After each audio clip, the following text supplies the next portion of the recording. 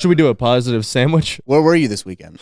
I was there. You saw me. You were there? We hung out a lot. We hung out a lot in a hotel room. Another athlete control comes up to me and says, I was told not to let you through here. Specifically you. Specifically me. Scott freaking out. Running around the office. Naked and hungry. So I then removed my coach's pass. So I walked out. Open the door. I'm leaving. I'm dog cussing. I'm angry. For the next 2 days, I just watched in the hotel room. She's not trying, but it looks like it. How do they know? Like, I never try my workouts, but I make it look really hard. Do you cold plunge naked? It's the correct way to do it, in my opinion. It hurts. Oh, yeah. Like, boop, right on the tip. I like it. Don't put AMRAPs in the middle of a freaking competition. Tell me why. To win, you have to do more work. You eat it, I feel like. There's no minimum work requirement. No, it's outside. Come on, I live in a neighborhood. My son's just walked down the room like, what's happening?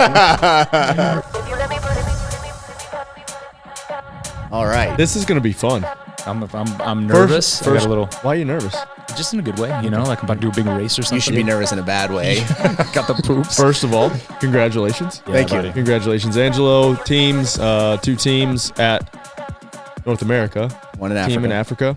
What do we get? 5 individuals? Dude, I can't keep track. Got Paige, Luke, Sam, Paige, Luke, Sam, Roman, Roma, and Alex Vigno. right? I love Alex. He's been an incredible athlete. He's been around for Forever. like the beginning of time, CrossFit wise. And he never asks for anything from us, just kind of quietly does it. Like, good dude. I wish he'd come hang out more, you know? Always just like, I'll see him on social media and he'll be wearing Mayhem stuff still. Be like, great, he's still one of us. Yeah. Awesome. And an everyday hero as well, right? Yeah. Isn't he a cop? Vigno? Was it Vigno? No. You're thinking of Albert Dominic LaRouche. Okay. LaRouche. Is or was a firefighter. No, nice. dude, you're tripping. Watch, I'll show you. Really? Actually, there's a great post. I could be wrong. I got to give don't follow him closely enough, I guess. Christine, who was running Castro's Instagram, got to give her some credit. I thought Dave was there. Dave was there, yeah, on site. I wasn't. It's take forever. Our internet's down, so you guys carry on. Yeah, internet's down, so we can't really add any value to this post. But yep, bunch of athletes. Man, Luke did exactly what he needed to do all weekend. Didn't Luke it up, you know? No, not at all. He crushed it. This is kind of the story of the weekend for me in terms of athletes. Because I'll be the first to admit, like what I love about him is his clear, like just belief in himself and fire. And but going into it, I was like, man, come on, this would be amazing if he could clinch it. I mean, the workouts were perfect for a guy really like good Luke, for him. And then he just did exactly what he needed to do. Yeah, like last year at the games, he competed lights out at the games the whole time we were there. But he had you as true. kind of a brain, but you know? Yeah, I think, but the difference at the MAC, he was kind of spacey a little bit. And whatever we did leading into the games, he turned it around and he was just like locked in at the games. Every event was just like competing at 100% every single time. Knew exactly what he had to do. Actually, I forget exactly what we were talking about. Maybe even talking about a different athlete, but that's what jumped out at me was like, he is definitely a game time player. Yeah. He loves the stage. Yeah, he did great. He does well. As long as, like you said, he just doesn't, you know. He doesn't try to compete. He doesn't try to compete outside of his, like, he tries to go 110%. That's good. Stay there. But like when he tries to go 125%, that's where he blows He almost had a little Luke moment on the snatch.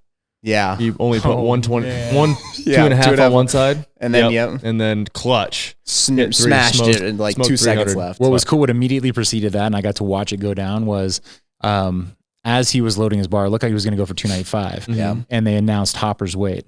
Mm-hmm. And I saw him literally, he was holding it still. You could see his wheels turning, threw it off, and he went for 300. What happened was, Never mind. When he came up to me before that event in the room, and we were talking about it, and I said, make sure, no matter what, you always put a 2.5 on that bar, no matter what. Because if you watched previous heats or whatever, everybody always had 5 on, 285, 275, whatever. So I was like, and make sure to tell everybody. That was the key piece he didn't do, is he didn't tell everybody. You know, like Tyler, if he would have thrown a 2.5 on, that was like 7 spots or something like that. So Luke, I mean, he did it the whole way. I'm like, he's got it. And then I was kind of, they didn't show any of our athletes. I was kind of, you could see him in the background what was going on. You know, that's where I was focused on. Yeah. And I'm like, oh, what is he doing back there? I can't tell what he's not going to get this lifted. And somehow he gets it in. You just see him frantically go to load the other side of the bar, and then it cuts away. It goes to Hopper because Hopper's been hitting 305.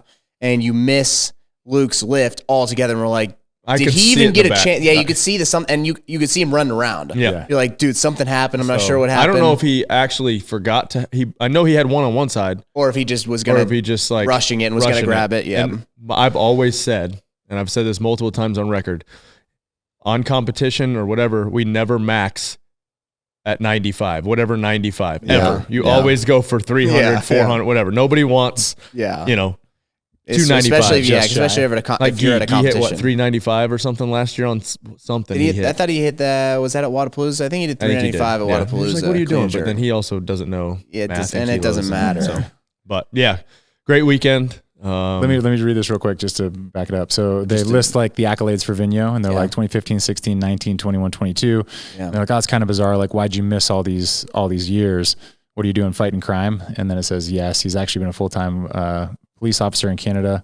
Is it really crime in Canada though? Yeah, exactly. It's just a very courteous like apology. Hey, sorry. I'm sorry. Please don't do that. Pull over, please. Yeah, pull over, please, if you don't mind. Sorry. Yep. All right. Elephant in the room. You ready? Which one? Yeah. Because we could do one more positive thing first. Okay, positive. The takeover. Should we do a positive sandwich or should we? Well, people will forget about it. Right, yeah. The takeover at Hunters Creek was epic. Hunters Creek was awesome. Yeah, we did 2 classes a day at their Mayhem affiliate just down the road from the convention center.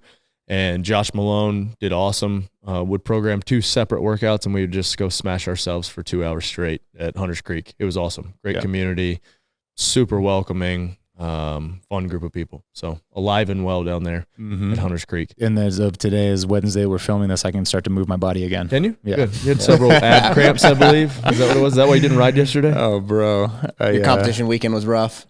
Dude, it was. He'd come in and he's doing 8 and 9 a.m. for sure. And I'm like, okay, cool, I'm staying. But inevitably, like the first day Dre was there, and who else? He had a couple people to beat up.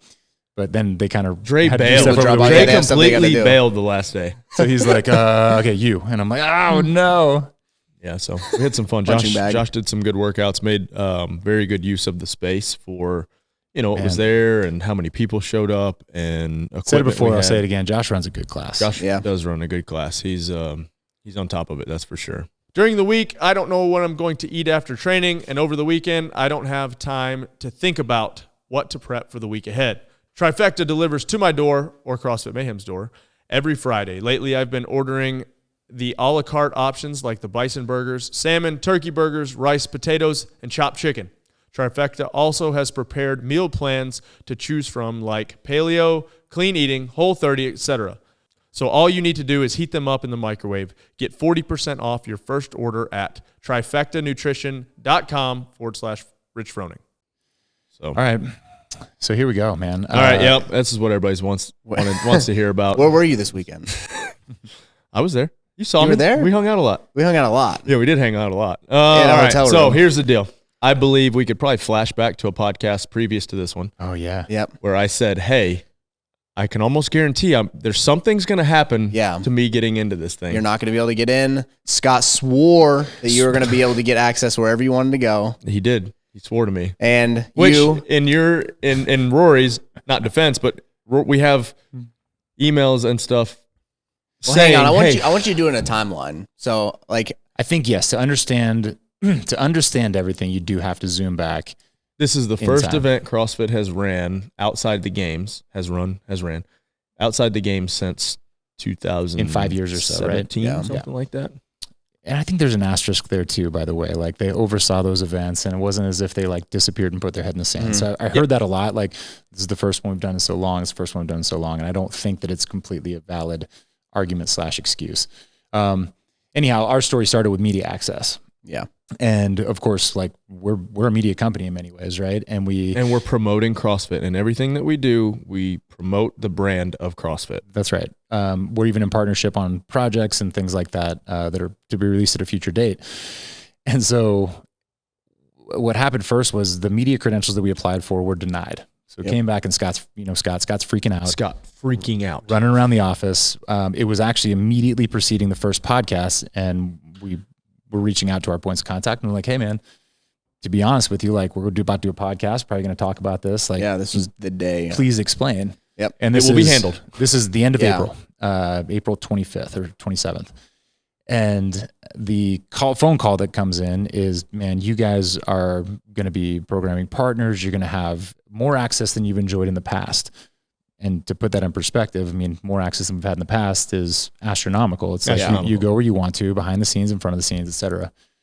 And it, in a kind of comedy of errors, we got one media pass? That was changed to one media pass, which of course we pushed back on. We got one videographer, one photographer. And even that on site was very tough to understand where they were supposed to go and how they were supposed to do it. So all that has happened, and it's been a little bit tense and tough, but we figured it out. Knowing all that, I knew that, hey, I'm not getting You're probably going to have hard. Yeah. And Scott swore up and down, you're going to have no problem. You're going to be able to walk around everywhere and everybody's going to let you through. And I'm like, nah, dude. And I don't think anyone listening to this thinks this, but I want everyone to understand that this isn't your ego. If you listen to the podcast, we were all trying to tell you, dude, you're being too humble. Like, you should be able to get around wherever you want. But I know track record. Yeah. Like, you should just because of what you've done in the sport, what you've done for the sport, and who you are in the sport, you should be able to kind of do what you want. But you're not looking for a press box or a skybox. No, I wanted nothing but to be able to hang out with the athletes and watch at a place in the coaches corral. Watch in a place where you're not being hindered from watching your athletes. Exactly. I'm fine taking pictures. I'm fine hanging out, all that stuff. I mean, obviously we went to Hunters Creek, hung out, whatever. So, and so the final part of the setup, which I've got to take full ownership on, was we still asked, hey, can Rich and Hillary have VIP access? And the response was, we've got your reserved seats. You're all good. Reserve seating. You're all good. Hillary did not go. Right. But you showed up on site. And I showed up on site from there, and volunteers there. Everybody was incredibly, they were awesome. They were like, hey, yeah, let's figure out where to go. Let me hold on. She's like, let me call. So we call around. I'm in the main area taking pictures for like 30 minutes. No issue whatsoever. You guys aren't going yet. You still had like an hour, I think, before you went. So I'm sitting there hanging out. Finally, we kind of see that it's a dead end. So Facundo, it's like, hey, let's go over to athlete control. He had heard that Corone was going to withdraw in the beginning, which is a whole nother story. And so he was like, maybe we can get Corone's coach's pass, whatever. The whole time I'm just like, guys, it's okay. Like, I'll buy general admission. They're like, no, let's not. We're not doing that. I'm like, I'll buy VIP. They're already sold out, whatever, which didn't exist. Anyway, another point. So we go over to the athlete control area. Well, the lady at the athlete control is like, sorry, I can't give you a pass because he's not listed as anybody's coach. She's following protocol, whatever. So I'm pretty sure it's the director of the competition. She comes over to me and with a coach's pass and says, I'm doing you a favor by giving you this, which he is, but then proceeds to talk to me like I'm a 5-year-old that I've never been to a CrossFit competition, that I need to be out of the way and I can't do certain things, that I can only hang out in the back area.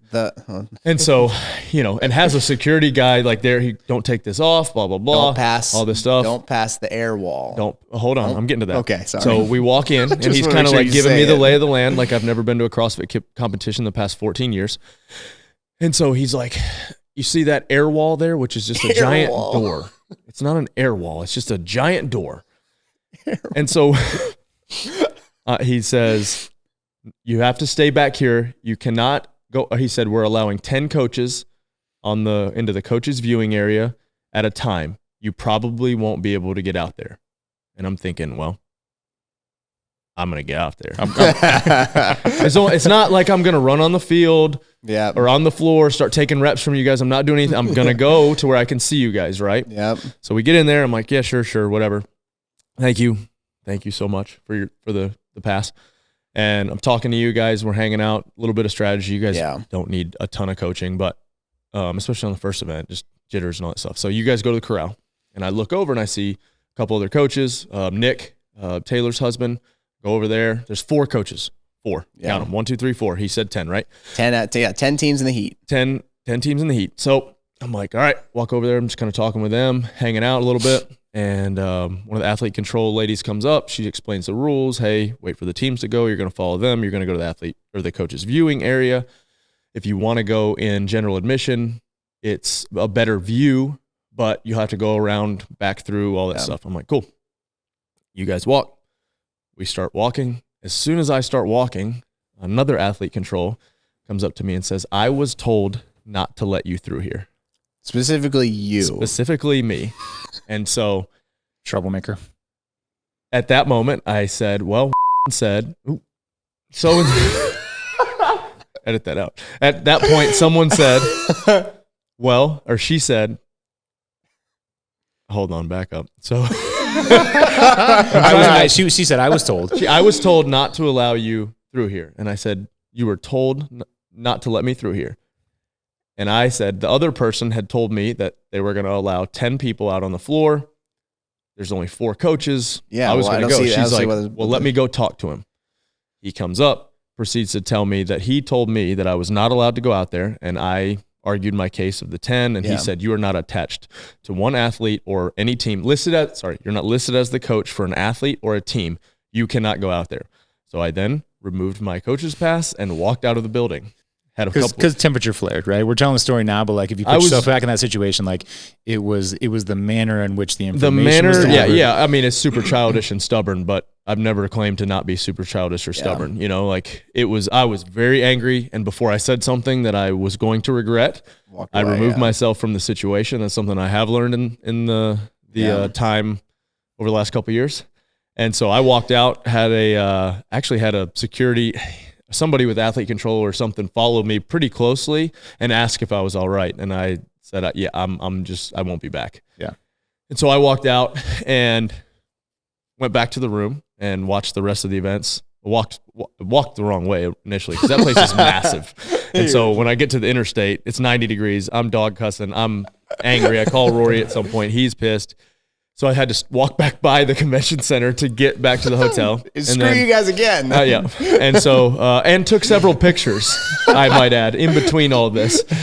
I feel the door. I'm leaving. I feel bad because Mark Hutchinson walked in and gave Jake a hug as I was walking out, and I was beyond. I was like, and I had to text him later and apologize for being a child, but just a very angry moment. So I go to Walgreens because I'm really hot. Yeah. Frank finds me, does a little interview. We probably won't release that interview just because I guess we could now that it is what it is. And so I go back to the hotel room. I watch the rest of the day's events. There's a lot of stuff working behind the scenes. They apologize and say that I'll have basically free run of the place, which I don't want. Yeah. All I wanted was to be able to hang out with you guys and watch the athletes. And so for the next 2 days, I just watched in the hotel room. And then it was until, just because, as principle. Yeah, I was angry. I was stubborn. I'm stubborn. Yeah. I know I am. And so on the final day, I did end up coming back over to the venue, and everybody was so nice and welcoming. Yeah, I don't know what happened. I don't know. A lot of apologies. And so it was just a very odd situation. Very odd. That's what it is. And just to kind of recap it, the problem was the way that I think, there was all the miscommunications and poor planning in my opinion, on not even having that spot allocated, right? Yeah. And then specifically the way that the information was given. Yeah. Very unfortunate and very strange. Yeah, it was just the whole thing, the whole situation was just kind of bizarre and odd. And there's just such a better way they could have handled the situation. Obviously, I think coming from the inside, looking from the perspective that I have, why don't they want you there? I don't get that. I don't even know if it was a they or just somebody following protocols. Yeah, but even why wouldn't you guys? Let's step through all those. So because I keep on coming back to when we run into these issues, sometimes I have to ask myself: is this seriously?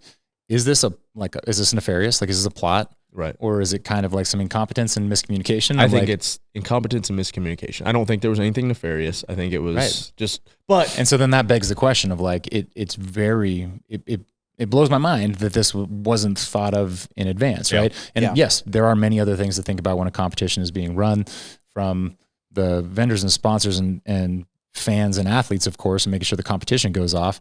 But there's also some small details that take an event from decent to good. Well, it shouldn't even be just, you go ahead. No, you go ahead. It shouldn't even be just trying to treat him decently almost. It should more so be when you reach out and say, hey, can we get Rich and Hillary some access to be able to see their athletes and get in the back and maybe have a special place to watch so they don't have to be taking pictures all the time? Like, and almost say they could come back and say, yeah, we'd love to do that for you. Rich, is there any way you can come to our booth and do a meet and greet for an hour or so? Yeah, in return, could you do a meet and greet at our booth? Or like maybe, hey, do you want to come out and like, I don't know if they did anything like this, but like go out and you can throw some t-shirts into the crowd in between events or something. Like just stuff that would happen at normal sporting events or something. Like why not like say, hey, can we have like a relationship going into here? Hey 100%. Man, like will you do this and we'll do that for you? Or let me build on that and just say like, or tell me in advance while we're planning, hey, this is not going to happen. Yeah, or even just be honest. You know what I mean? Honest. Yeah. And then we would probably give him a coach's pass if he even wanted it. Or he wouldn't show we up gave away all the coach's passes because of that. We were told that you were going to have access. Yes. Yeah, it wasn't like we were asking for 50 coaches passes. No.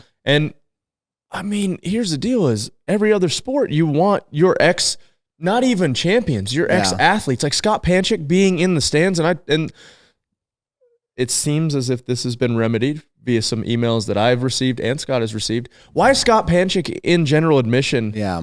He can't watch his brothers. He can't do all, like we've been a part, people that have been a part of the sport for a long time, or even I said, hey, anybody who qualified this weekend, individual or team, be like, send them an email. Say, hey, I know you guys might take a week or so to kind of relax. If you guys want to come out to the West or whatever region, is close, whatever's closest to you. Something. If you want to come out, here's some access passes to get behind, hang out. We'd love to have you. Let's create a community inside the sport. Yeah. That also is a community within the. And even there that you could have the CrossFit booth say, hey, we're going to have, you could make the, 2 days before you say, hey, we're going to have, third place guy and the fourth place girl and the second place or, team. Hey, we're going to run some workouts. Would you guys like to join it? Or would you guys like to coach or like just be a part of it or just like, whatever, just be a part and use basically almost not a part.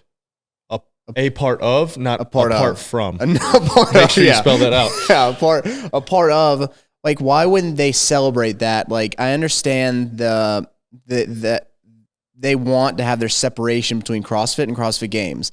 In a way, it makes sense. In a way, it makes sense that like we're athletes, we do it as a sport, and there's people that do it just for their lifestyle. That's fine. You can merge the two, and you can almost take advantage, I might say, of the athletes if they want to do that. Like, why not grow your CrossFit brand by using the CrossFit Games people?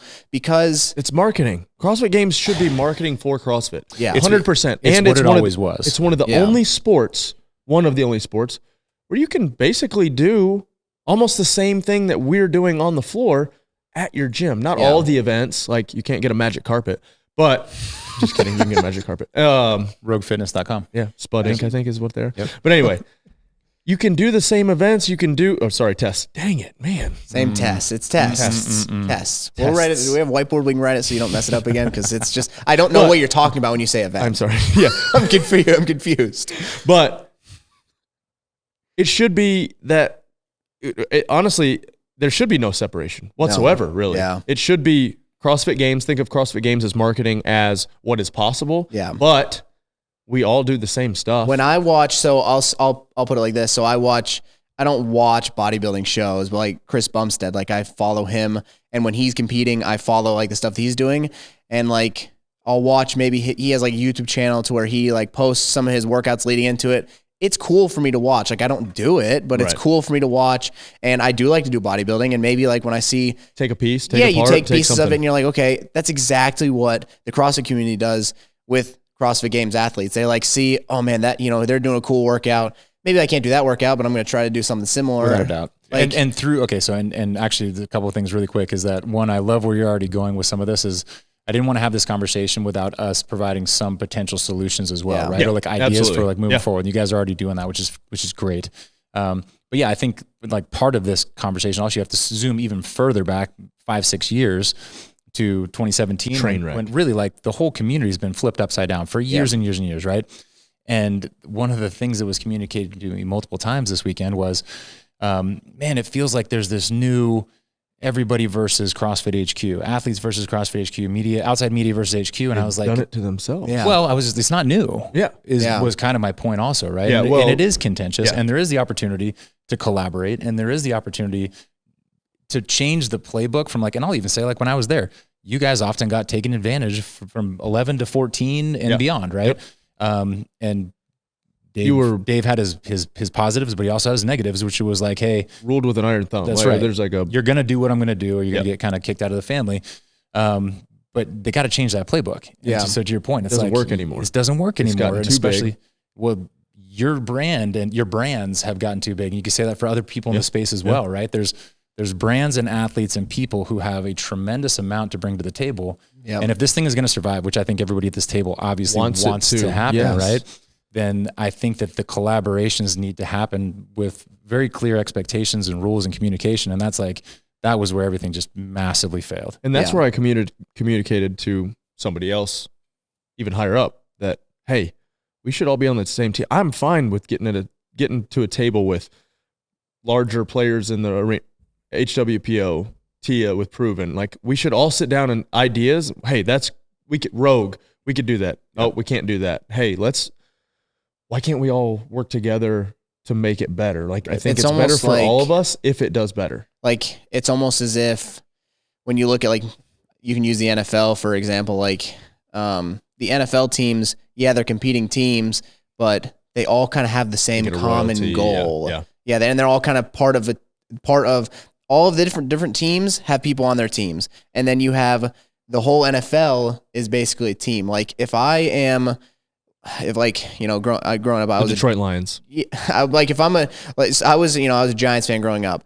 If the Giants do good and the Cowboys do good, they both do better. Does that make sense? They both do better because there's more, they sell more tickets. They, more Giants fans go to the Cowboy game, more, Cowboys come to the Giants game. If I'm in New York, I'm a Cowboys fan, I'm going to go to that game. If I'm in Texas, I'm going to go to the Giants game. I want to see fans regardless. You're going to get, it's advantageous for everybody if you work together like the NFL where you're working together and you have this whole thing that's one big team.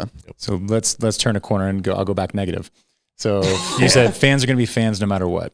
Part of the challenge of CrossFit is bringing new fans in. I know you want to get specifically into scoring and things later. I think that is part of this conversation, but what I want to talk about is media specifically. And I think the message that was put out that we're broadcasting less to get more highlights because we want to focus on highlights, which either was only a half thought or wasn't communicated fully, or I don't think it was communicated fully because here's the deal. What people don't realize with how large the semifinals are now, you've got 6 heats for individuals. I don't know how many heats you got. 4 heats for teams. So starting at 8 a.m. basically till 7, 8 o'clock at night. You know this from the media side.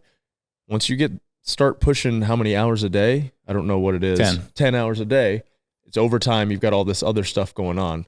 So for those who think that moving everything to one field of play means everything's broadcast, you're wrong because the day is going to be extended exponentially. It would definitely help. It'll help, but you're still paying overtime. You don't gain that time back unless you change the schedule. Yeah, but here's the deal too: is even with 2 floors logistically, it's just so tough in that arena. At the games, it's one thing. Yeah, I think the bigger separate. I think the bigger answer is money.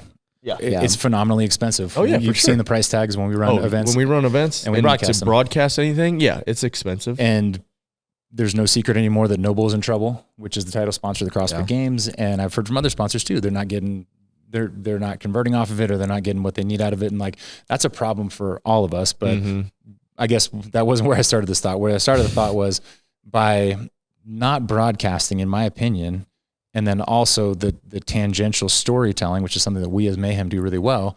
I think it's going to become harder and harder to bring your friends in the sport. I saw many people who either after that interview that said we're focusing on highlights, or even just throughout the weekend, were like, man, I told my friends, hey, you should do CrossFit, watch this weekend. And they couldn't watch anything. Tuned in for a second. Cell phone video. And watched a cell phone video. I had my friend, one of the guys I work with, text me asking like, hey, are your events going to be like televised or something? And I didn't even know what to tell him. I was like, I'm not sure. I'm not sure. Like, I'm not sure where you go to watch it. Like, that is a fantastic question. Yeah. Great question. I'd love to answer it and then just leave it there. Exactly. Can't answer it. If Janice wants to watch and she's asking me, how do I watch? I'm like, well, here's a spreadsheet that explains at what time of day you can watch certain things, or you watch other places here, follow this Instagram account, and Mayhem's going to do their best for behind the scenes. Yeah.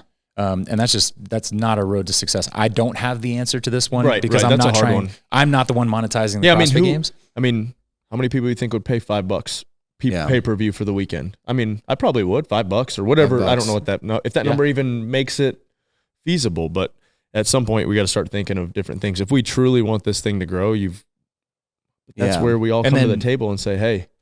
And then back to the partnership with outside brands like ourselves. I have a lot of respect for the people that it seems that CrossFit has hired for their internal media, but they're not churning out the kind of highlights that I think that they. Well, why do they not? And the thing is that I'm sorry, I know this and is a little bit different. I was going to say is that we can help with that.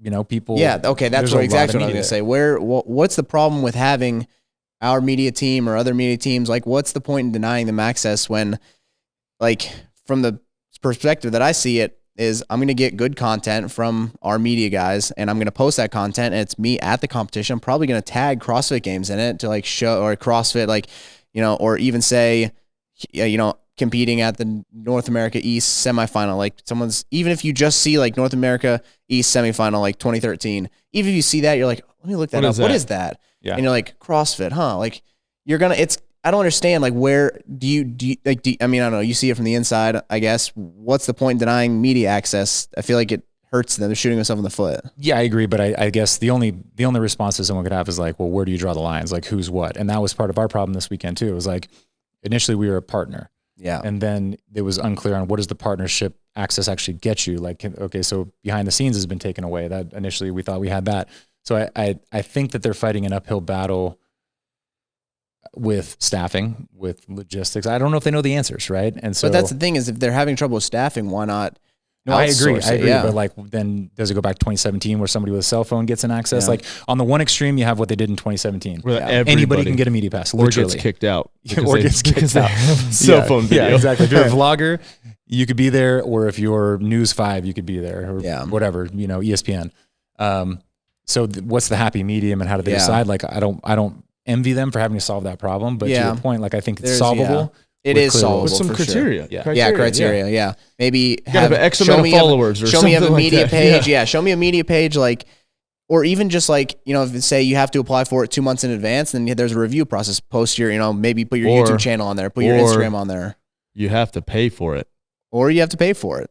Pay $1,000 per one, whatever, you know, like So many people would do that, and there's so many rabbit holes to go down. So many people would do that. There's so many rabbit holes to go down, because then you have like even some folks. One of the photographers who was hired by CrossFit, for example, was telling me, because now you're running into these issues where someone does get access, let's just say through a large sponsor, but then on the side they're hustling and they're selling to athletes and they're selling to other brands who aren't even there, who didn't pay a dime, making money, and they're making money off of it, right? And that wouldn't fly in the NFL. That wouldn't fly anywhere else. And it just, again, I think it seems like it's because there's a lack of controls. Yeah. My solution to all these things, by the way, is not even a solution. It's just, I think that our community takes bad information pretty well. Like CrossFit would be gone if that wasn't true already.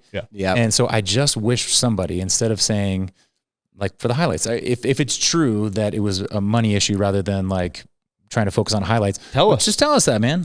Just super honest, we can handle it and probably even help.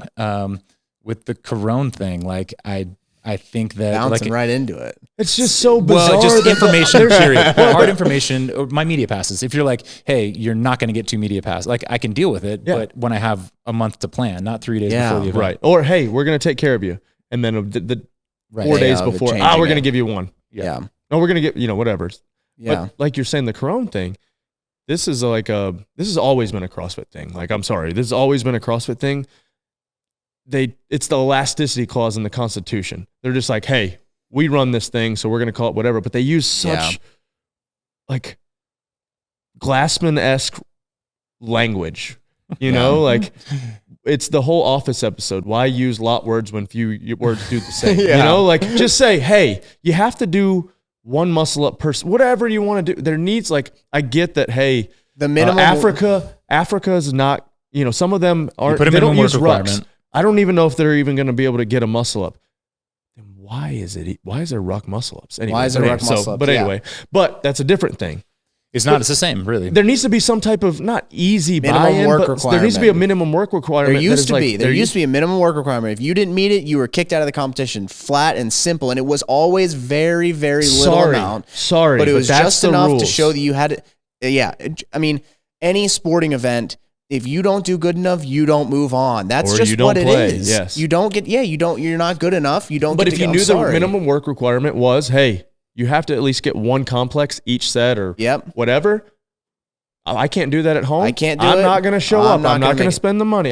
He wouldn't have. Exactly. That's what he said. He said, I wouldn't have went. I knew I couldn't do the muscle ups. I was told I would be briefed, and I was told that if there was a minimum work requirement, I would be told at the competition, which I don't understand why they can't just. Why can't you just tell us? Tell him. And this because then you have people that can test it at home. Yep. And they don't make the trip. And you have a guy like him who, I'm not saying he's hurting for money, but why spend the money if you're not going, or like why not? Hey, tell your family, hey, I'm not going to be able to go to semifinals. I'm hurt. I'm too hurt. I'm not going to try to go to the games. Let's go on a family vacation or whatever. Language like what? A valued effort? Well, and so let's even look at the counter argument then. I was going to say I would even be okay if there wasn't the work requirement, but there was parity across the board, which there didn't seem to be, right? What do you mean? Meaning everyone's treated equally. So like you've got the Sydney Wells situation where it was all in a subjective evaluation of effort, which makes it almost impossible. So I think the minimum work requirement is probably the only way to do it. Right? That's the only way. That is the only way to do it. It's the correct way to do it, in my opinion. If you can't do a minimum, if you can't show competency, you don't have to be great at it, but if you can't show that you're competent in this skill, you don't move on. Sure, and even Alex Froning couldn't have at that point. Sure, or ruck or no ruck. If no woman from Africa can do a muscle up with a ruck on, and that's the word, then they don't make it. They don't go to the games. Yeah, I'm sorry. I hate that, but it's just the way it is. And if that is too hard, if the ruck muscle up is too hard, and you miss out on having a whole region at the games, you probably made the test a little too hard if you're trying to showcase the entire world's fitness.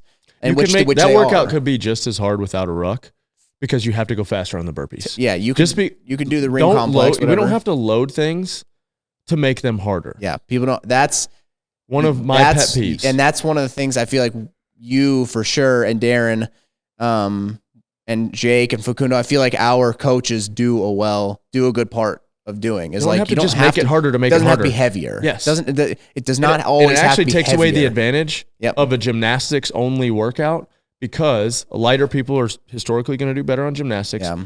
But now it's a heavier percentage of their body weight than somebody who's a little heavier. Yeah. So CrossFit in its, in the most simple way is meant to be intense. And I think that's what Mayhem does so well. I'm not trying to toot our own horn, but use code Angelo. Mayhem does so well as in we just have so much intensity throughout the training session, throughout the day. And it is hard for people, but that's what it's meant to be. When you go to the games, when you go to semifinals, you're going to have intense tests. Well, if you have a balanced test overall, there's going to be people that have an advantage. That workout advantage would have been to the smaller athlete. Yeah. The machine, you call it a cardio workout. It's not a cardio workout. It was a mass, especially with how heavy the sled was and how much of a nightmare those carpets were. Yep. I didn't get to see it in person. I didn't get to see it either. But speaking to the athletes, it was exactly what we talked about on a sled push workout. Inconsistency lane to lane. Yeah. And also talking to other people also might have had something to do with how people pulled the sled and how, not taking the time to make sure it was, there was probably correctly. A composure element to it that people could have solved their own problems if they were a bit more careful. I'm not the guy in the front. Right. So I didn't see it, so I will not speak to that. A bunch of athletes complained about it. Yeah. Before we go to the sled from that. Sorry, yep. No, it's okay. Just because I'm that guy, let's talk about the devil's advocate on this work requirement and representation at the games. Well, not necessarily representation, but effort involved. Uh-huh. I bring up the Pat Barber scenario for the triple because a lot of people are throwing around some good examples of. Here's another example of where. What are some of those that you've seen? Corone having to squat on a wet platform. Yeah. Or even the opposite, where Katrin couldn't complete the peg boards. She didn't even try. She's stretching her arms out. Right? people are throwing some stuff out there like that, but I think you have to just historically know also it's another hard problem to solve. Dave made the comment, if I didn't climb the rope one time in 2009, 10, they weren't going to let you win. Yeah. Win. Yeah. They weren't going to, they weren't going to let you win and they were going to make, and they made that decision while watching the event. While watching you do it. Yep. And so the other side of it is hold on. I got one thing. Yeah. We've been doing this for how long?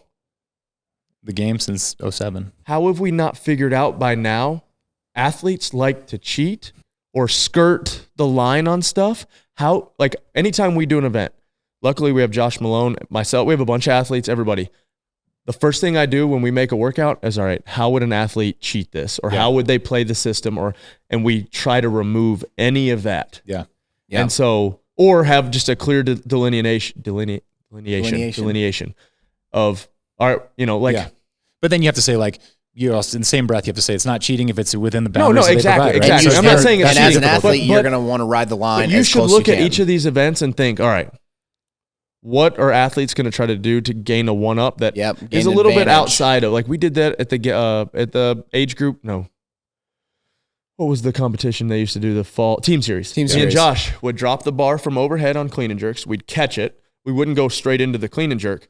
We would catch it. We'd tap the ground, go clean and jerk, drop, catch, and it just takes some accuracy. Yeah. You're like, you know, it's like you get the little bounce of the touch and go, but you don't have the like pulling it down to the touch and go, and we smashed that workout, rightfully so. And then we got an uncommon movement. It's an that was the first time I'd ever heard that. I did the same thing when you guys did it, and now it's kind of like a staple rule. Yeah, we kind of created that rule. I've created a lot of rules and safety issues. Yeah. And you're right. Like the testing should be there, the thought process should be there, but it's also not the easiest thing in the world, right? Because let me give the Pat Barber example. Yeah, and I love you, Pat. 2011. I think he recognizes this because Dave talked to him about it afterwards. It was 11. 2011. Okay, so you did 3 triplets in a row of 3 minute times, a 6 minute, and then you had to do the whole chipper. It was like a chipper that progressed. It was like a row, toe to bar, wall ball, burpee, like sumo deadlift, high pull, box jump, something, and sled pull. Sled pull at the end. And so Barber, to his credit, at the time, came out hot. Won the first one. Won the 3. Won the 3 We're all kind of pacing it and thinking and being stupid. Yeah. He wins it, takes the second round off. Because they'd made cuts. Right. And so he could only get So he made the cut. Or something. No. So they'd cut down to 12 before or whatever that athletes. He was safe. He wasn't getting cut. Yeah. Well, no. They'd already made the cut. That's what I'm saying. Yeah. So he'd figured out that if I get 12th, I still get like 40-something points or whatever because they didn't do those adjusted scoring sheets at the time. So he went as hard as he could on 3, took full off on 6. Well, he like rode. I thought he did a couple wall balls. He maybe did a wall ball, did a singles on toes to bar, whatever it was. Yeah. I remember seeing this. And then smashed the last and then workout. Won the last one. Oh, because we're all drunk. That's 200 points, man. Like that's 200 points. 200 points. And it's a great strategy. It's like my non-CrossFit example is in flag football, people hate you because you know the rules. Oh, yeah. And you drop it right at the first down marker. If it's already first down, you drop it. So now you have second down and an inch. You take a big play or whatever it is. But backwards you just passes in front of the line of scrimmage. Things like that people don't know. Oh, it's illegal. Like, and it's a touchdown. So anyways, there are those, and you're right. You have to solve for these things in advance because you may not see them coming. But with that much history, but you should be able to think about that. We've had, there's been enough opportunities for people to cheat and slight stuff and have an advantage to where you can usually have an idea of almost everything. And if someone does get one up on you, you eat it, I feel like. I feel like at that point, you eat it. Until next year, and we make another rule. Until next year, we make a rule. Yeah, you eat it one time. It's whatever it is, what it is. But the second part of this is, so what are your opinions as athletes of someone saying because of your injury, we're pulling you out of the competition? Yeah. And to be to say real quick, Corone was not trying to get an advantage. No, he could not do the muscle up. He could bench fine, but something he did everything. I 1000% know exactly what he's talking about. I can trace back my shoulder injury that I've dealt with for 2 or 3 years to doing ruck muscle ups at Wadapalooza, and certain things don't bug it at all. That wouldn't make any sense. Yeah, but certain things feel absolutely terrible. So we're not trying to say he was gaining advantage. No, we're just saying that you don't gain advantage by getting dead last in an event. I got to give credit to Sydney Wells just while we're here. Like the fact that she, she fought back from that. She did what she had to do. Panchik, 51st on the first event. Yeah. So I don't know. So it's not an advantage. I agree, Yeah. but from an injury standpoint, because like I guess the only other example I would think of is by no fault of her own, it happens in weightlifting all the time. But like Brooke's dislocation on her elbow was not a good look for the CrossFit Games when it happened, right? Absolutely. Yeah, but so can you put people out there? Are we going to go? Hey, you've got tendonitis in your elbow, or you have we can't let you compete. Oh, mine. I had a torn meniscus in 2017. Yeah, but you probably didn't say it in advance. Corone came to the event, like we knew they knew he was injured in advance, right? But if I went to a basketball game and told you I rolled my ankle, it's super swollen, and it's the NBA Finals. Patrick Mahomes played with a ankle sprain that NFL doesn't. It's up to his doctor and you sign something. I'm pretty sure it's been a while since I've competed, but you sign something saying I take assume all risk. Like to put a bow on it. You guys, you're fine. Like absolutely, it's the athlete's choice. It's up to the athlete. Yeah, it's absolutely. Not up to you. It shouldn't be at up some to you. level of severity though. It's funny because I never thought about the Julie Fouché thing in this way, but like if they're wearing a boot, there's a certain level of severity at which you would be like, obviously you're not bringing your broken femur onto the court. You know what I mean? I don't know because Kurt Schilling with the bloody ankle, that event are celebrated, know. What year did Julie Fouché do that to her ankle? Long time ago. I was 16. There's a T-shirt. Rogue has made a T-shirt of that. Yeah. It was an amazing moment. I cried. Yeah. I mean, like, sorry, go ahead. I'm just like, happy to, I seeing it from the perspective now is I could understand how they're saying that Corone could get an advantage if he can destroy the other workouts and he rested per se on that workout. Sure, I understand it. Work requirement. That's the answer. That's 1,000%. That's the only answer. It's the answer. Like, yeah, he did do one less event. He did a few ring pull-ups. Yeah, you guys know in the context of a weekend. Toes to rings. Okay, toes to rings. And he did some pull-ups. And he pulled on the rings. I can do ruck toes to rings. Hey, there's no minimum work requirement. Let him compete. I agree. Let him compete. There is, he did do less work. Yeah, there's you can't have the vague. Hey, everybody did less work. Yeah. Everyone except for the winner did less work. Don't put AMRAPs in the middle of a freaking competition. Sorry. Or the very beginning of them. Yeah, what I say?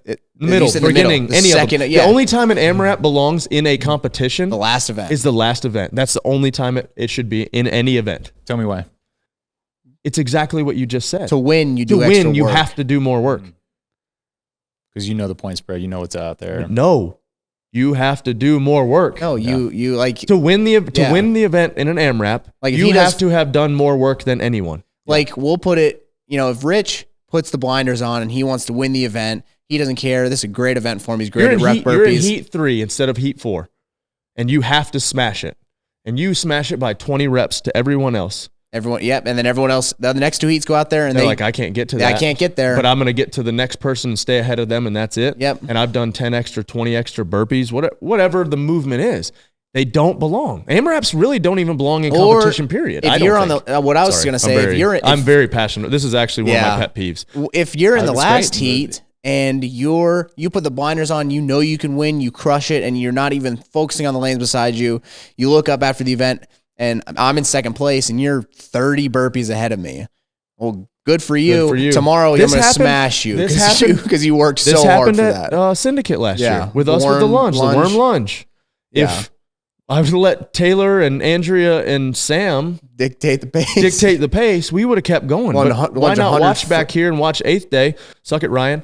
Struggle to pick up the worm. He's telling us to pick it up, No, why would I do that? No, so why? It's my opinion. It's very poor programming to have an AMRAP in the middle.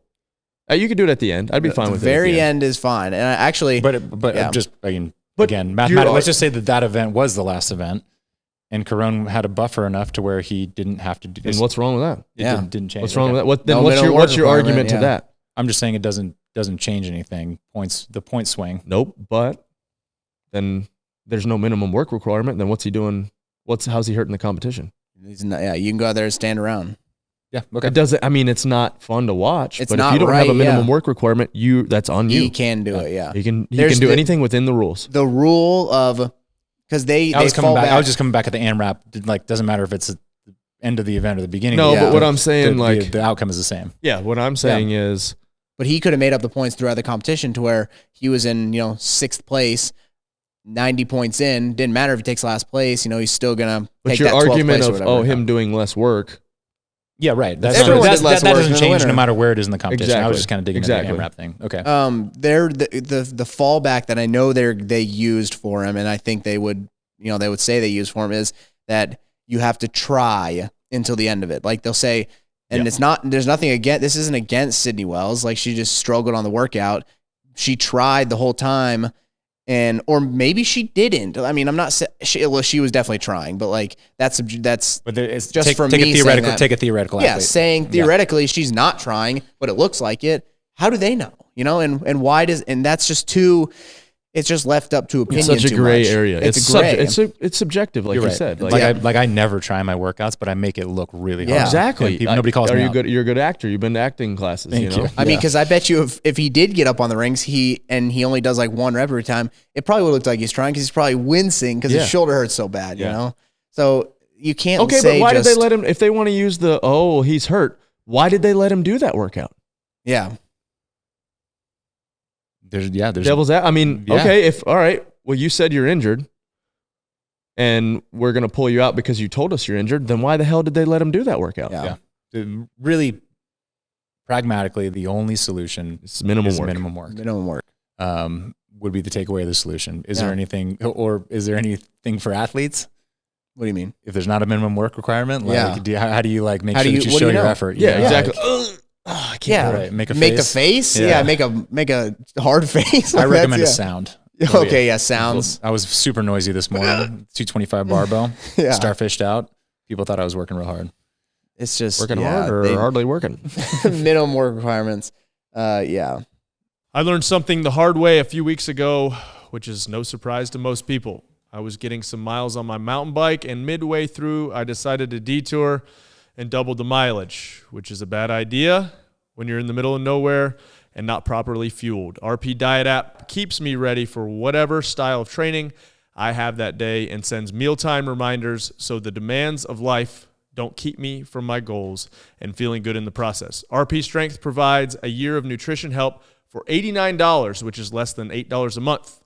www.rp.app/code/Froning for a year of RP Strength nutrition help for only $89. We're chewing through this. You going through it? Yeah. What do you got? Through it. What else you got? But I do think it's productive. I think because here's the other problem I keep coming back to with the communication thing.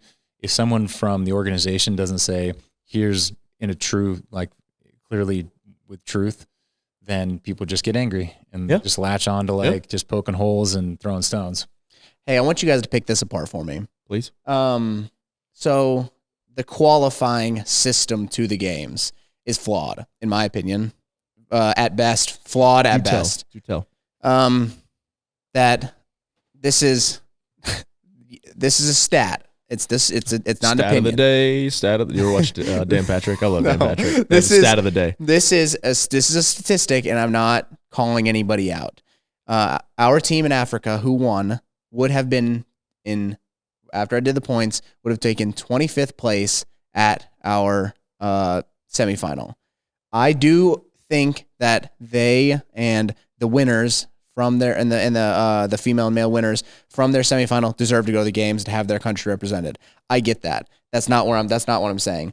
But with them going to the games over 8th day, who lost a tie due to the tiebreaker being the clean event, which I haven't checked this, but they said they beat them on every other event than the clean event. The team that beat them beat 8th day. He beat 8th day. They beat 8th day basically by enough on the clean event and were close enough on the others that they won the tiebreak. So they went to the games.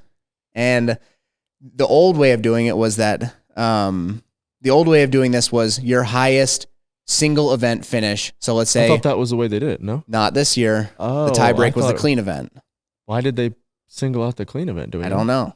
Was that listed in the tiebreak? Yeah, that was the tiebreak. But did they list that in rules? I guess, yeah. I mean, that's what I keep hearing. So, according to them, so 8th day was in Africa? No, sorry.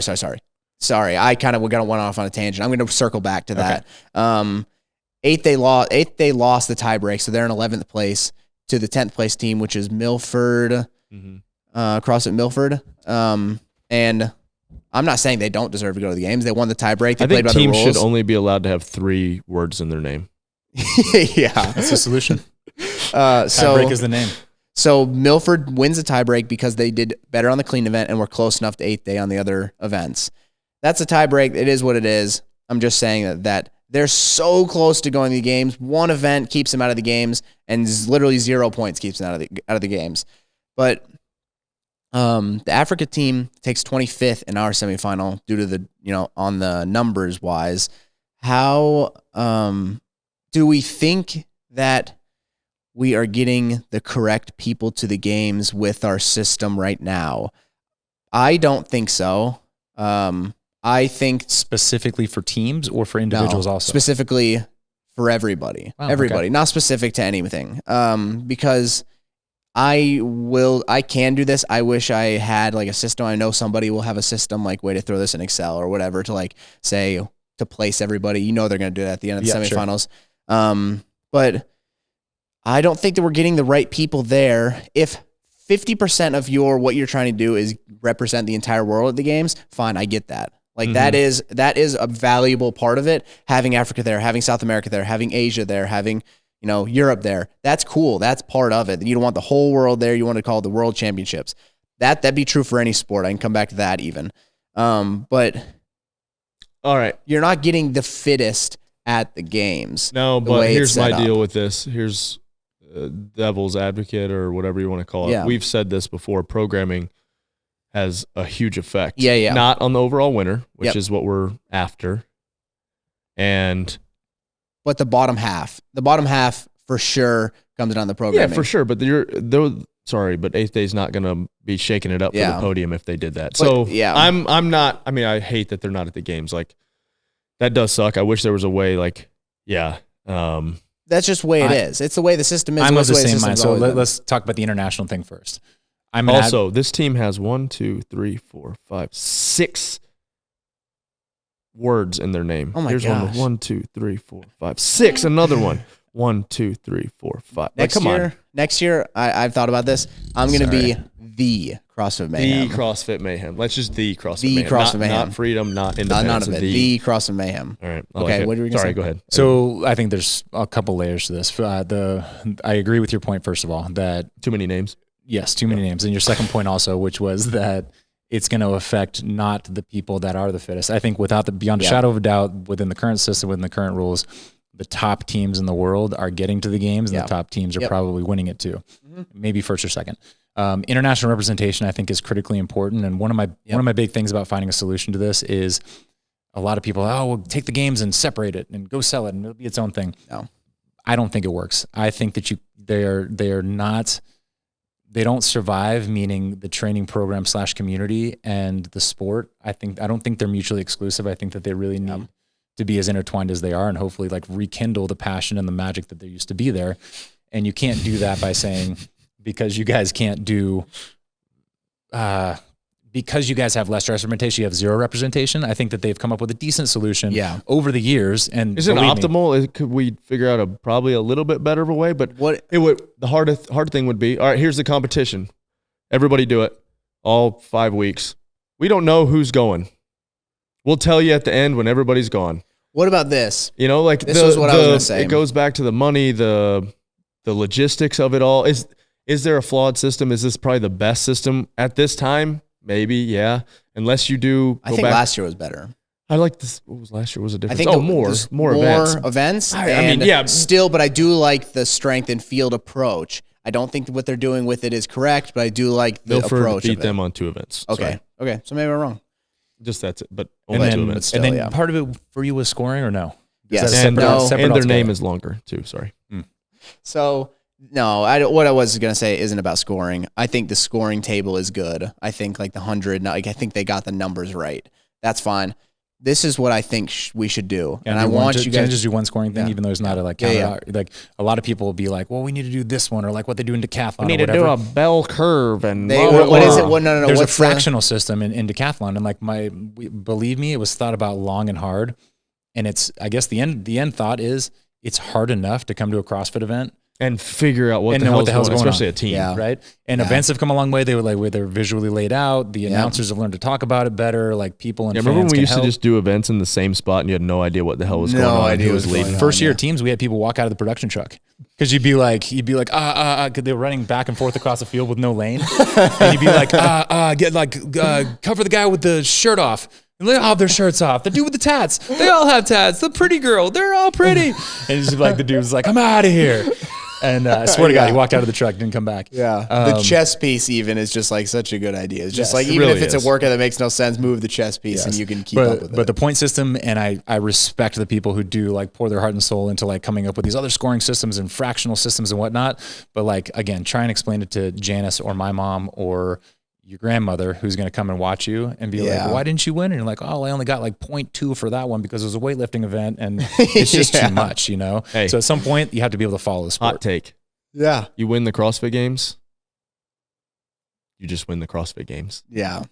Like the fittest affiliate, that was just like I don't love the like even with Lakeland sometimes she's like, Dad, are you the fittest man on earth? I was like, I won the CrossFit Games a couple times. You know, like I like it. It's catchy, but come on. Well, no way, they have dude. the fittest on earth trademarked, right? Yeah, I think so. Yeah, so that's the thing. But still. But that was also what's cool about CrossFit. Yeah, no, I mean, people be like, what is CrossFit? And you're like, well, that dude's strong and that dude can run far, but this dude can do both. This dude can do everything. Yeah.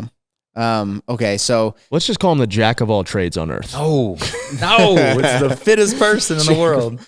What do you guys think about this? I think that by country or by region, however they're breaking it up now, that my brain was going something. Go ahead. that they break it up as percentage represented in quarterfinals. So you get each region of the world, however they're doing this, has a minimum of Brian Friend, run the numbers on this. I know. Well, hang on. I was going to get there. You get a minimum of one spot no matter how your area of the world does. You know, you can live in Africa and you got to have some percentage of people at quarterfinals because people went to semifinals. You know, you have to have a certain amount of people percentage show up to quarterfinals, not qualify for quarterfinals, maybe not register, but qualify for quarterfinals. You know, you have this many Americans. That's how many people you're going to get to go to the games. So let's take it out of 100. You have 100% and you have North America has 20%. Yeah. Europe has 20%. I would say North America probably has 75. Easy math. Sorry. 20. Let's say 20. And then South America 20, Europe 20, Africa 20, Asia 20. What is that? All of them? That's all. I mean, Oceania or whatever. Oceania 20. So whatever that percentage is to make all those equal, 6 into 100. Everyone's following my math there. Just do 5. Do 5 into 100, which is 20. It's easier. Okay. Just go. So you have 5 regions. They each have 20% represented at the games. They get 20% of the spots everywhere. In a perfect world, that's the way it would be. That's not how it would be because it would be. Yeah, you'd have 50% America gets in the U.S. So Europe gets the second largest. Oceania is probably the third, and the other ones are scattered throughout. So say then you get 50 athletes from North America, 30 from Europe if it's 20, 10. You know. Sorry, no. I'm saying you would have to do it half. You would have to do the whole 100% would be 50 athletes. You get 50 men, 50 women, 50 teams. And you get to I was going 100 athletes just to make it easy. I think 100 athletes just would never happen. Percent. I'm saying, but for ease of math. Yeah. Gotcha. Does that make sense? I mean, am I missing something there? Why can't we do it based on a percentage of people who qualify for quarterfinals? I think it would just, no, I don't think so. I mean, I feel like that's decent. Why you couldn't. But like you're saying. But each would have at least one guaranteed spot. So you would have to. But what happens though if, but what if somebody has like, say Africa, we keep picking on Africa. Let's go with Asia. So Asia only has 0.5%. You get a minimum of one spot. But where do we take that one spot from? You don't. You add it. You just add it. I don't like it. Too inclusive. Too inclusive. Like just print some more. What do you mean? Print some more. That'll fix it. Just throw more in. Change our points table. All right. Well, I mean, I get what you're saying. I don't hate it. Like I said, I need Brian Friend here to actually break this down for us. Did you tell him this idea? No, I've thought about this. I do. I wanted to text him and talk to him about this. I guarantee somebody that's a mathematician on here, they'll let us know. But like, I know for a fact, sitting here today, I haven't talked to him, that Brian Friend knows the right way to get the right people to the games. I know it. CrossFit has to know it. Just ask the guy. He'd love, hey, Brian, we'll give you $1,000 to tell us how to get the right people to the games. Okay. He probably would do it for free, but if you pay him $1,000, I guarantee you he'll do it. Okay. So let me go back to my point about the mutual exclusivity of games and community/training. Can you use that just as, I guess, what would we call that? Like it's not a fairness thing. It's earned, right? Yeah. Like, so you've earned your spots. Well, it might also give those other countries, those regions, a reason to promote the sport. Yeah. Is because, hey, the more we people thought that initially. The more people we get to quarterfinals, the more representation we have at the games. Yeah. Because, what I'm saying is like, you wouldn't end up having, there's no region in the world nowadays that doesn't have someone representing them at quarterfinals. Africa, Asia, South America, the countries that you think of as like not having the best elite athletes, they still have people that qualify for quarterfinals. Yeah. And you know how I know that is because they run a semifinal there. Yeah. You wouldn't qualify for semifinals if you couldn't make it to quarterfinals. And like you're going to get still talented athletes out of there, and you're going to get representation at the games for the entire world. I don't see what I'm missing there. I could be missing something major. I can't poke holes in it, but what I could say is no matter what, you would still run into your example of Milford versus like whoever's on that cut. There's always going to be a tie break. At some point is going to be like. Yeah. There's always going to be a couple teams that. And that's as long as I'm fine with that tie break, as long as that was communicated at the beginning. Yeah. Do I love it that was the event that did it? No, it should have been, like you said, single highest placing. Event, yeah. But did they have a better single highest placing than them? No. Eighth, they did not. Milford had it. So Milford had a second on that. Well, here's the deal. You know what their single highest placing was? Clean event. that is what it is, though. That is what it is. Yeah, I don't love it, but that's what it is. That's how it happens. You got to have some type of tie break. You got to have. So I'm for it. I got to ask about that. I wonder why the clean. Was it like? Are we sure that it was listed because of the clean, or are we sure that it wasn't communicated because you could be right. That was their single highest event. You could be right. I could be wrong because I just remember hearing they did better on the clean, so they got it. So I could have fabricated that story on my own. I'll take that. I can't wait for the comments of people to be like, Angela's wrong. He's and then wrong. They're going to be like, oh, okay, he was wrong, but it's okay now. Yeah. They're going to, they have to stop it and never watch the part where I said, hey, I was wrong. I'm sorry. Yeah, nope, they turned it off. Maybe I was wrong. They actually turned it off because they were so mad at you. I made them so mad. Okay. Anything else on those? Okay. Mm-hmm. Is there, so maybe, well, I guess I can't say that's a positivity sandwich, but like, were there good experiences or takeaways that you had as an athlete this week? Yeah. Oh yeah. From any competition, I feel like from an athlete perspective, CrossFit does a pretty good job of like giving us the things that we need and like. I feel like they do a decent job. Like the warm-up area was great. The floor layout was good. Like, everything, the events made sense and were communicated to us in the briefings well. I don't really, if I was an athlete. Some standards? What? Of the standards on everything? No. If I was an athlete with and I wasn't affiliated with Mayhem and I wasn't affiliated with whatever. If I was just an athlete going to these competitions, I probably would have had a great time and thought it was run really well.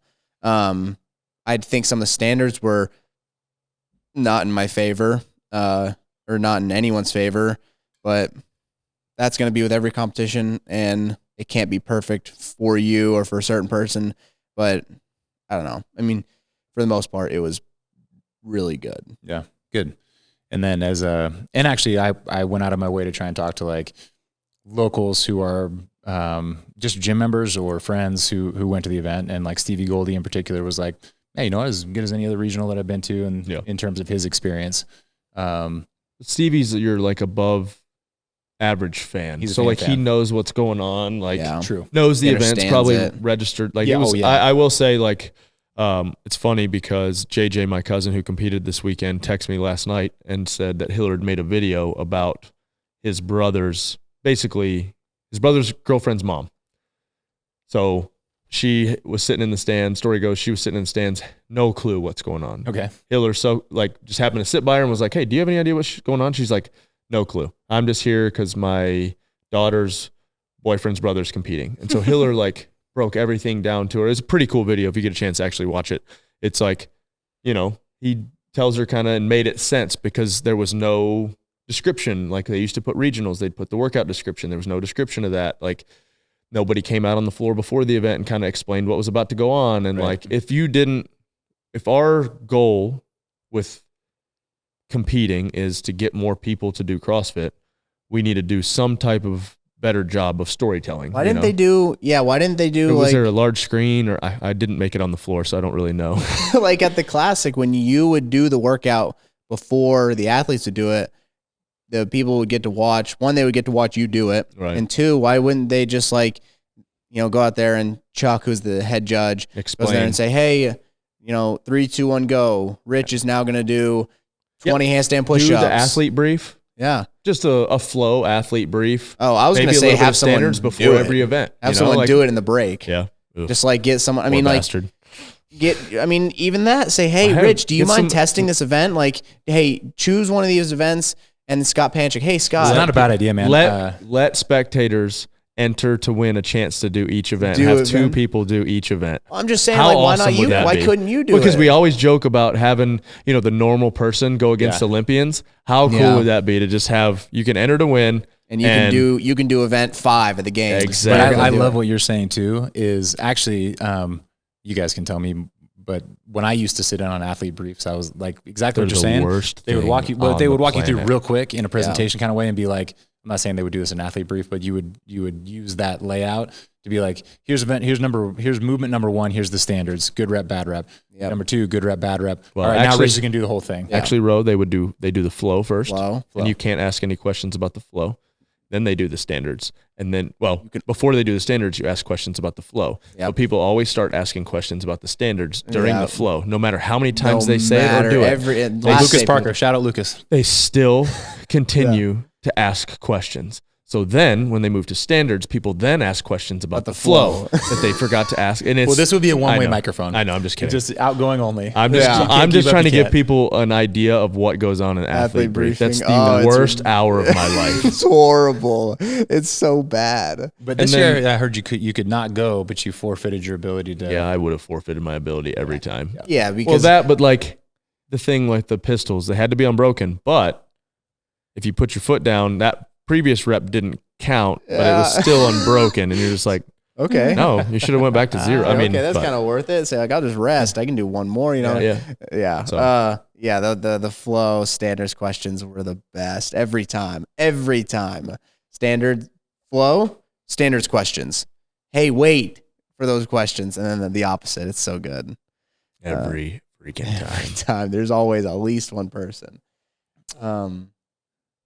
I think we can do a event by event recap of once we see a couple weeks. Yeah. See how they go and what adapts. But I mean, that's a longer discussion of just, trying to watch the event. I don't know why they don't have I don't know why they don't do a little quick event brief right before the event so people can watch it and understand what's going to happen instead of like you having to dig on your Instagram to try to find where the event's at and say, but these are pretty vague. Like, or go on their page and like, hey, these are really vague. Like, I don't really know what's going on. Man, from a spectator, I loved the run, snatch, run, not on a runner. No. It's so bad. That should have been saved for the games. Yeah. That would have been such a cool event at the games. Yep. Because it was just, you had that little ticker that was like 200. Dude, I couldn't follow it because no, you couldn't follow it. I didn't know that because then 200, like what does that even like? Even when I was on the runner, I didn't know what was happening because like they would move it up to 200. I say, okay, does that mean I got to 200 or I'm working on 200? And they would move it up, and then I'm like, okay, am I now working on 400 or am I at 400? Like, what's happening? And you had the monitor in front of you. The monitor in front of me. Well, like, because I remember turning around, or I think Zoe was on the runner when I was on the bike, and I looked at her. I looked at the little handle thing and I was like, okay, I'm doing good. She's behind me. I'm halfway through the bike. She's not halfway through the run. And then that bike. Okay, and then all of a sudden she's done and I'm still biking. I was like, oh no. I was like, she only had 200 left and I was at halfway. So I was like, I've screwed up here because I thought I was going to have it. I did.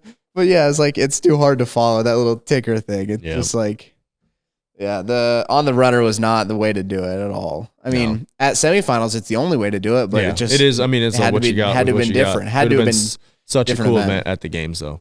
Yeah. Tell me about the 19th place. Everything else was top 10. 19th place. Yeah. So we had. I want to preface it with this. Do whatever we have this out of the top 9 teams. We have the single worst event placement. Test placement out of all of these tests. In that 19th. And I say it like with a badge of honor. I think it's kind of cool to show that we took a 19th and we're still in 4th. And the team in 10th place had a 20th place finish, and that was their worst place. So like they only did worse than us on one event by 1 placement. Dang. So we did really bad on it. I mean, shout out Zoe. No, we did really bad on paper.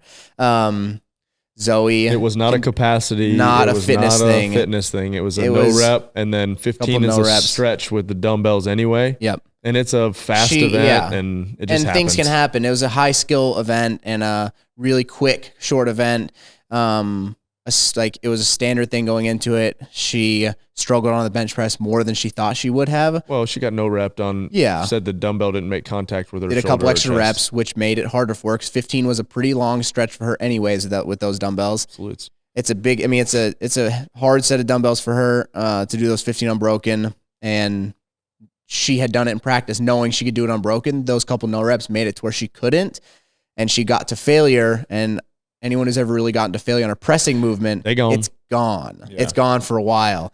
And I did my best to make eye contact with her. Like I was on the finish mat and she's right in my line of view, but she's kind of freaking out because she's nervous and she's in the middle of messing up. And like, we've all been there. And I'm trying to get a hold of her and like, Zoe, stop for 30 seconds. You know, if you stop for 30 seconds right now, you'll be fine. You can finish the rest of this event and you're going to be smooth after that. She got a little flustered on that after she got the no reps. Finished the bench, got to the pistols. It's obvious she's in that kind of panic mode of like, I don't want to let anyone down. Like I'm trying to do the best I can. She is stumbling around on the pistols too and gets a few no reps there, but they're pretty clean. Handstand pirouettes for her is not a movement she needs to go into being, flustered, high heart rate, panicked, like worried about what we're thinking. And she gets on them, finishes them, and then she's very upset, but it's not a fitness thing. If we go back in the gym and for a week, if we hammer some handstand pirouettes and work on the bench press range of motion, she's a totally different athlete. Yeah. And I think at the games, great lesson to learn now. Incredible lesson. Perfect time to do it. And no one on the team was any kind of upset with her. Like I knew that even if I told Kyra the week before we got there, I'm like, if we do bad in that event, I don't care. No. We're going to make the games. We're going to be fine. If that's the only event we do bad on, it's an execution thing. Yeah. I mean, if you move that to top 10, you guys are top 3, right? Yep. Overall. So yeah. So it's not a thing to worry about at all for me. And, I know she was beating herself up for a while over it, and it was not that big of a deal. Yeah. Like, I'm glad that she cares. And I told them all before we even started the first event, I looked at them and I said, hey, none of this really matters. And they're like, what do you mean? I was like, in the grand scheme of your entire life, if you mess up in one of these events this weekend, it's going to change nothing. Like, I don't know. Sometimes that follows you through your whole life, but but like it has to be. But there's a line between I want to do good. You're an athlete and you want to win. You want to go out there and you want to win every event. Like anyone who's a competitive athlete has that pressure and that feeling of going out there and wanting to win everything. But if we go out there and we don't win one of those tests, like, what's going to happen? Is my dog going to not wag its tail when I walk in the door? Is Madison going to leave me? Like, none of that crap's going to happen. It's like you can't build these things up in your head to be the worst things in the world. Did you tell Zoe she's not allowed at the gym anymore? I haven't told her yet. I don't know if this is a good segue or not, but like, did you have to work on that? Was it ever difficult for you, or does that come naturally for you to think that way? Or is it proximity to him or something else? I don't know. I don't think so. I can't think back, honestly, far enough to where, and the first time I competed at the games, I won. So like, only one of us at this table can say that. Yeah. Got him. But But I was, I was successful early on, and maybe that helped and maybe it hurt me. I don't know, but I don't think any of that, I learned any of these lessons until like where I had the time that I took off. And when I came back, I have other things going on in my life. Like I have all the stuff that we do. Yourself. I have all the stuff. Well, but I have all the stuff that's going on at Mayhem, like coaching on there and just being a part of our Mayhem community. If like I'm not a competitor, being a competitor has helped a lot of those things, but being a competitor isn't the only thing in my life. Yeah. And it isn't the only thing in those guys' life either. And really for anybody, even if you're a top CrossFit Games athlete, it's not the only thing that you have going on in your life. Like you have other valuable things going on. Yeah. And maybe those couple years where I wasn't competing, maybe it helped me look back at like at a broader view of like, hey, it's cool that you can compete and like you're good at it, but like that's not the only thing there is. Yeah. Kids has given me that perspective. Yeah. Yeah, exactly. Having other important things in your life. So they don't care. They're just like, well, they care. They're like, did you win? I'm like, yeah, I won, no matter what.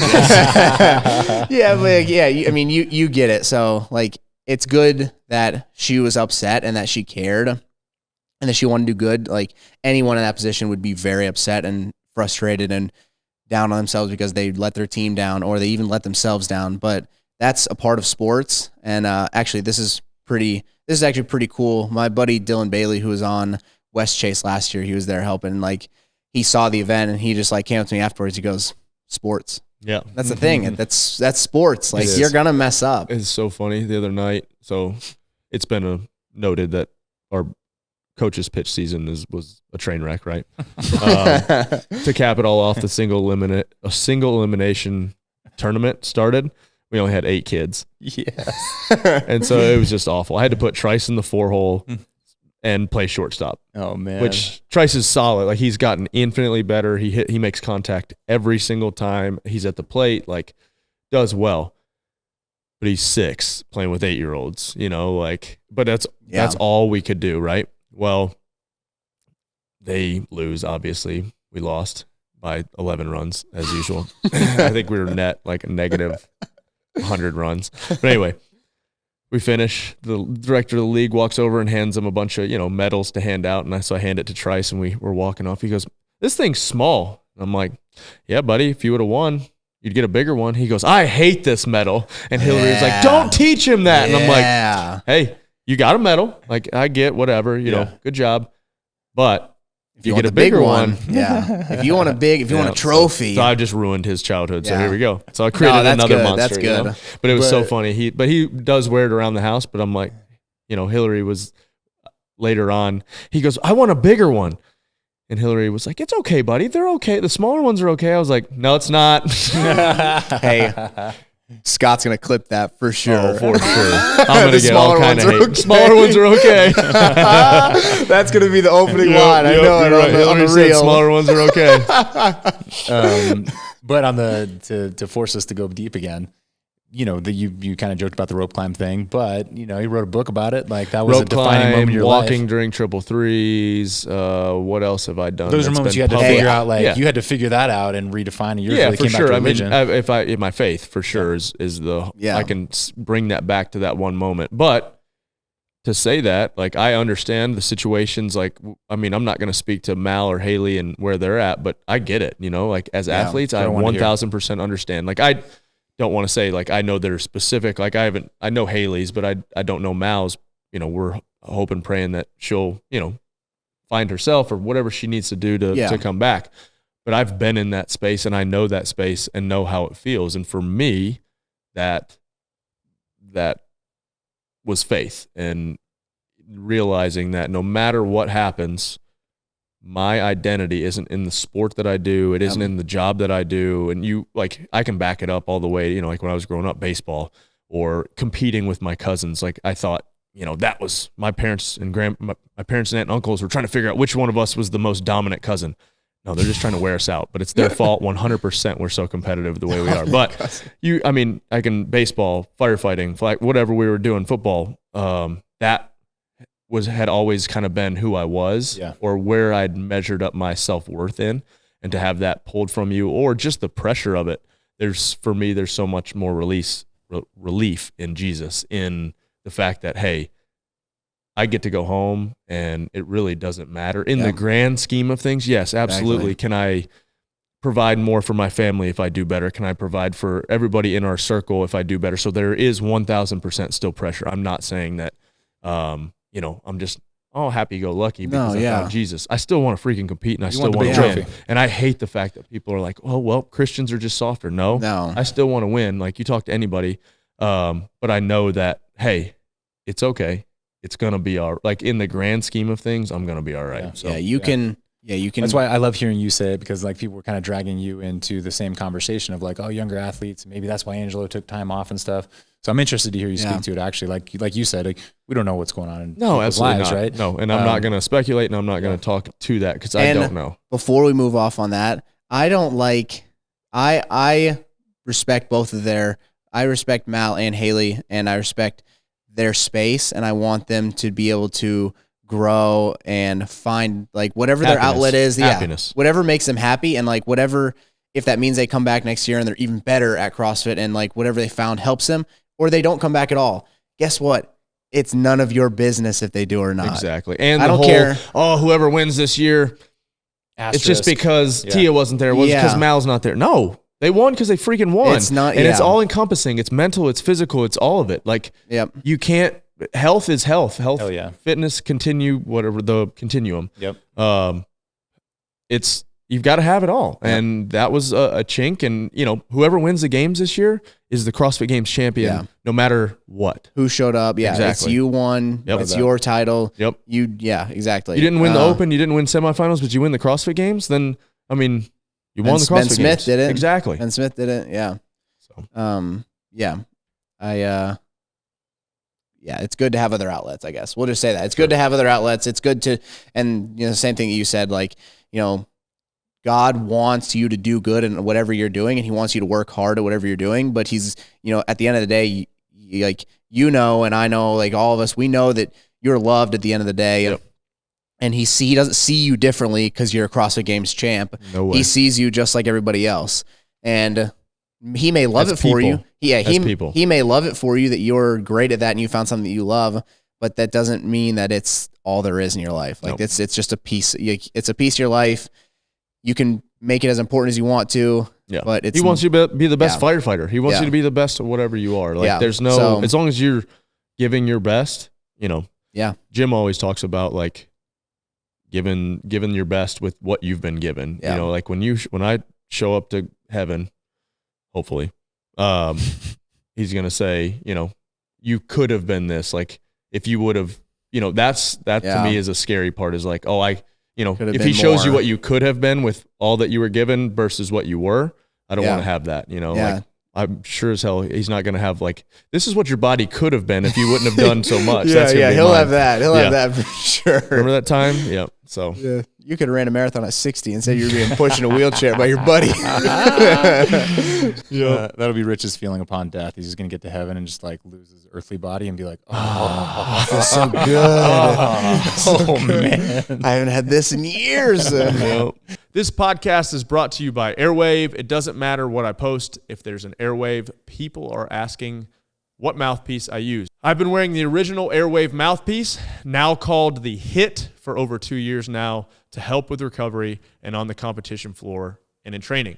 Airwave recently released a new style that's designed for endurance sports, like mountain biking. The endurance mouthpiece has a more secure fit to keep your jaw relaxed and airway open during long training sessions. For podcast listeners only, get 15% off at airwave.com/Froning. It doesn't matter. Like, CrossFit's cool. It's cool to compete. It's funny. Like, so Guy kind of went through something similar, but I think it's awesome to hear you guys talk about this, because guaranteed regular people that just go to the gym feel the same way. Well, but they have a bad workout and they feel bad about themselves. Here's my deal: is like, if you're not doing this for your profession, don't make it an added stress. Yeah. I mean, have goals, have things you want to push for. Don't compare yourself to Karen, don't be like, you know what I'm saying? Exactly. Nobody should compare themselves to Karen, but you know, you never compare yourself to She's Karen. the worst. She should always be better than that's that. what I always tell people when everybody wants to ask, what do I need to do? I'm like, enjoy it. Yeah. If you enjoy it, you're going to give more to it anyway. Yep. And so just have fun. Enjoy it. You know, don't let it become something that, you know, consumes your life. If you're not doing this for profession, like, you shouldn't get so torn up. Like if we have a bad training session, you can dwell on that a little bit. How can I fix that? Yeah, you should a little bit. That's also, kind of used to be our profession, So yeah, you should. There is a nice middle ground into.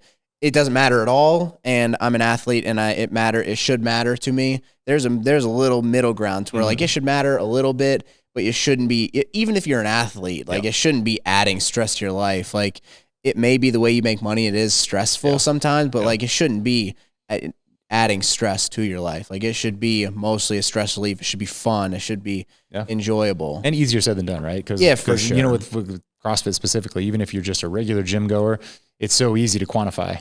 And you're like, he's better than me. He's not. I lifted this much weight or I missed it or whatever. And so, it's easier to compare yourself in that situation than to find, something like as healthy as like religion, where you still have the community and the, you can build yourself up and actually find meaning through something a little bit more important. But it's hard, easier said than done. So, just don't take yourself too seriously. DM Angelo if you got questions specifically, and he'll take care of you. Don't do that. Don't do that. Anything else? We could get to shout outs, or I can go down a million roads. Yeah. I'm good whenever. I don't care. I think we've kind of, we got all the events out there. Yeah, I think we got the events out there. We got Test. Dang it. Just have to cut that. Say what rolls off the tongue, Say what rolls off the tongue. Well, test. I prefer events. Sorry. It's hard for me to get away from events. Yeah. Yep. It's not. I'm fine. It's not WODs. Like I'm 100% in support. Oh, I think it should be WODs. No. WOD 1. Events.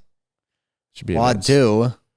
I like the distinction between workout and something else. Yeah. Right. Yeah. I did hate world record. I hated that. I loved event record. That. Yeah. Well, now do you say test record? Test record. Or do you say like, I don't know. You get like an A, B, C, or D on your test. Yeah. So we're gonna go away from 100 points to like Sam letters. won Linda. So they'll say Sam has an A on Linda. I wonder if anyone can get an A+ on Linda this week. Man, some people were like, "Oh yeah," like when I tweeted that, because I'll just randomly, if I have something on my mind, I'll tweet it.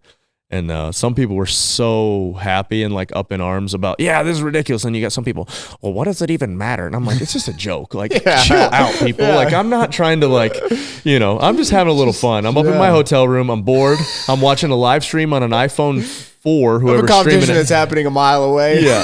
Be thankful that less than a mile away. Be thankful that Rich is on a social media platform. Yeah. People do love it. I know. Yeah. They love you on Twitter. Yeah. So. Cool. Well, I've got, so next week is 24 in the Canyon. Maybe. Why? Did you not get the text? You don't read the text? Weather. They're worried about weather. So it might get moved to September 9th. They haven't made a decision. Be that as it may. I got my first t-shirt collaboration with CrossFit Mayhem. Yeah, he does. It's a single testicle shout out. It's the Mayhem Cancer Wrecking Crew. I don't even know what it looks like. It's got a wrecking ball. It says wrecking cancer. Yeah. It's so good. That's good. It's so good. So from now until the race, at least, those will maybe September 9th. Maybe till September 9th. It'll go to the Harrington Cancer Foundation, and then awesome. Maybe we'll shift it to Battle Cancer or do something else. And then I think that's my only one, man. I'm fired up. Thank you. Yeah. That's cool. Yeah. Go buy it. Yeah. I might be 180 pounds by the time we get to Leadville, though. Nice. What do you weigh? When's the last time you weighed in? 86 yesterday. Rode 37 miles and then had a Chick-fil-A sandwich, grilled chicken sandwich, fries, and a large Powerade, and was still 186 pounds. I'm just going to melt away. Dude, when I got home, I was 197. Yeah, you were. Me and Sam were basically competing all weekend to see who could eat the most. I like it. And Sam was 206, I think. He was well, he was like 200 before he left. Yeah. I was 192 and I was 197 when we got back. And that was like, I was 197 naked and hungry.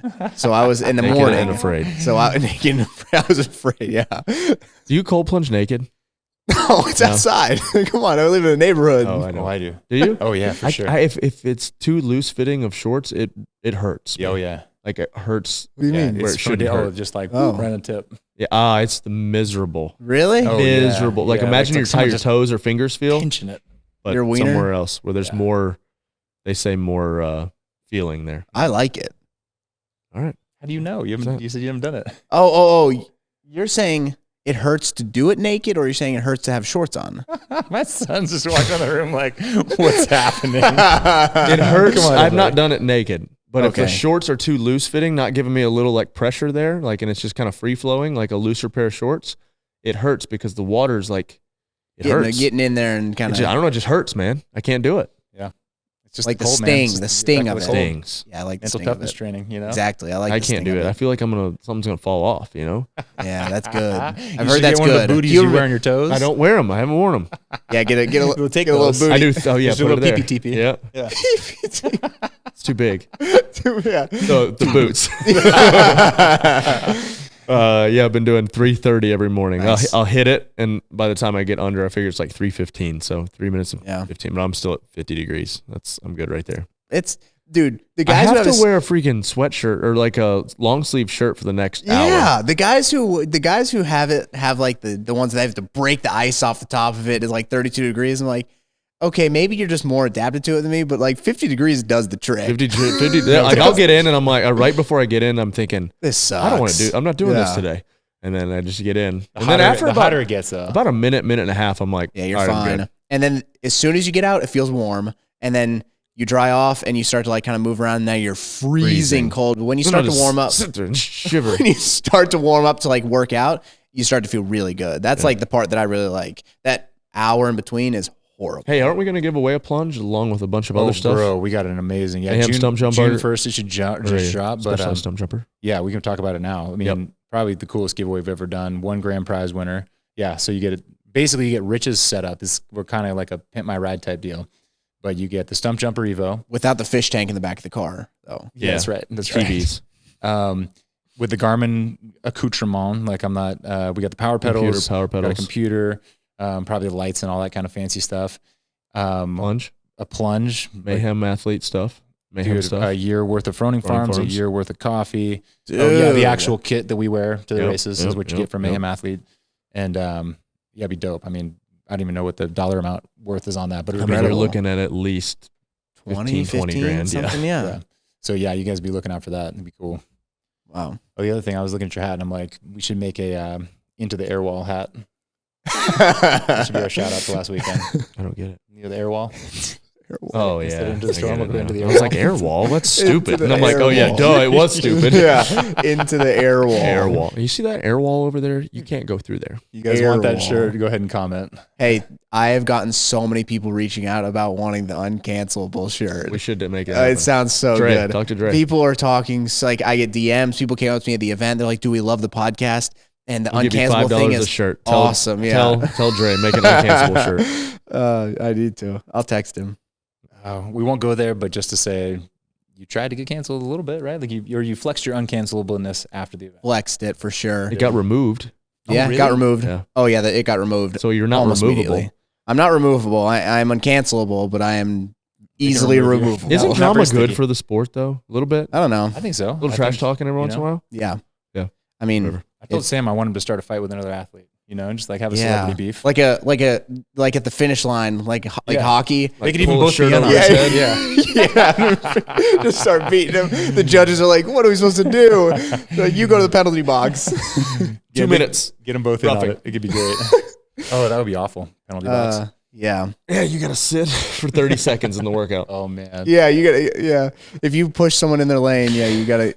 That'd be cool. I'm telling you, contact I CrossFit. want to sometime do an event that has 10 bikes, only 8 barbells, only 6 like Whoever gets spots to it for first. like handstand lane, 4 of something, 2 of something. Yes. I just That'd be cool. And if you're out, you're out. You're or out. Like if you don't get a you barbell. can't rip somebody off. No. Okay. It's like musical chairs. Yeah. It's like musical chairs. Every round, you lose something. That's how you buy my friend once, a little more jackassy. But after each, you're back to back, and 3, 2, 1, go. Thrusters. Whoever finishes first gets to pop off a couple shots with a paintball gun. And same thing, like whoever finishes first at each segment gets to take 1 shot until they hit their competitor. Don't see it coming. All right. All right, that was good. That's Time it. to ride some bikes. Ride some bikes. Peace. If you let me put it